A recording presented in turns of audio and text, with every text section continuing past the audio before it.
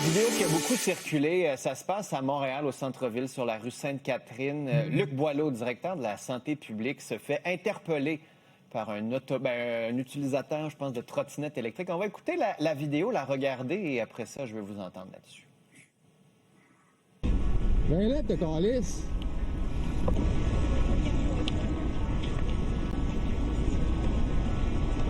Qu'est-ce qu'il y a, là? Qu'est-ce qu'il y a? Peux-tu t'aider? Débile.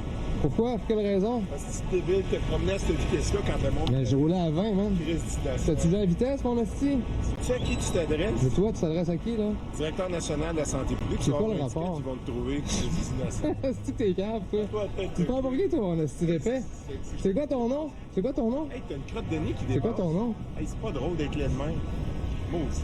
C'est pas facile. Est-ce que t'as un petit problème, ça? Bon, donc vous le voyez, désolé pour le langage vulgaire, là, le trottinettiste, je ne sais pas si on appelle ça un trottinettiste, continue de le suivre et de lui crier après. Juste pour ceux qui n'ont pas remarqué, il roule en sens inverse sur sa trottinette électrique, brûle un feu rouge sur un passage piéton. Elsie, est-ce que Luc Boileau avait raison de le traiter de haut d'épais puis de parler de ses crottes de nez? Ben c'est sûr que bon, j'ai juste comme j'ai des émotions en regardant ça, là, c'est ça.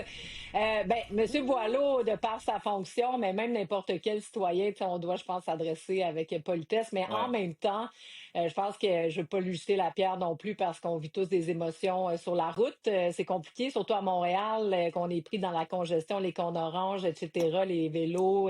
Donc, il y a une cohabitation complexe. Monsieur Boileau, par contre, là, de dire que de par sa fonction, il va le faire arrêter, tout ça, j'ai quand même un malaise aussi de l'insulter. Je pense qu'il aurait, en tout cas, il aurait dû être beaucoup plus prudent.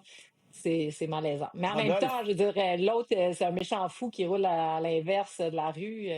Bon, Rodolphe, en même temps, ce qu'on comprend, c'est peut-être pendant la pandémie, hein, M. Boileau a été souvent interpellé aussi. Peut-être que c'était la stratégie de dire, regarde, je suis directeur national de la santé publique, jusque tu saches.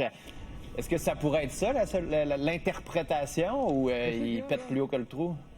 Ben écoute, je sais pas. En tout cas, moi, quelqu'un qui sort son téléphone pour te filmer, ben ça veut dire qu'il cherchait quelque chose. Est-ce que je lance la pierre au docteur Boileau? Pas du tout, parce que je pense que ça arrive à tout le monde. Est-ce qu'il aurait dû comme ça jeter son titre?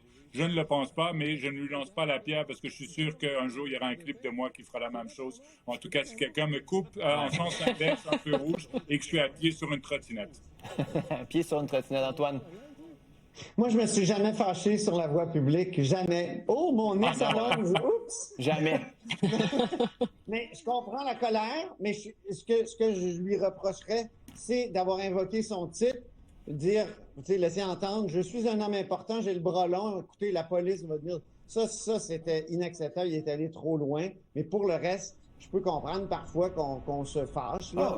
Mais comme je vous dis, ça m'est jamais arrivé, moi. Non, je te crois pas du tout. J'ai hâte, par contre, de voir si le SPVM va faire un suivi là-dessus, parce qu'il y a quand même au moins une infraction de la route par le gars en trottinette qui l'a filmé lui-même et qui l'a mis sur les réseaux sociaux. Fait que, on va voir si la police va faire un suivi là-dessus. M. Boileau qui a refusé toute entrevue à ce sujet. Merci à vous trois. Mais qui s'est excusé. Passez une belle journée. À demain.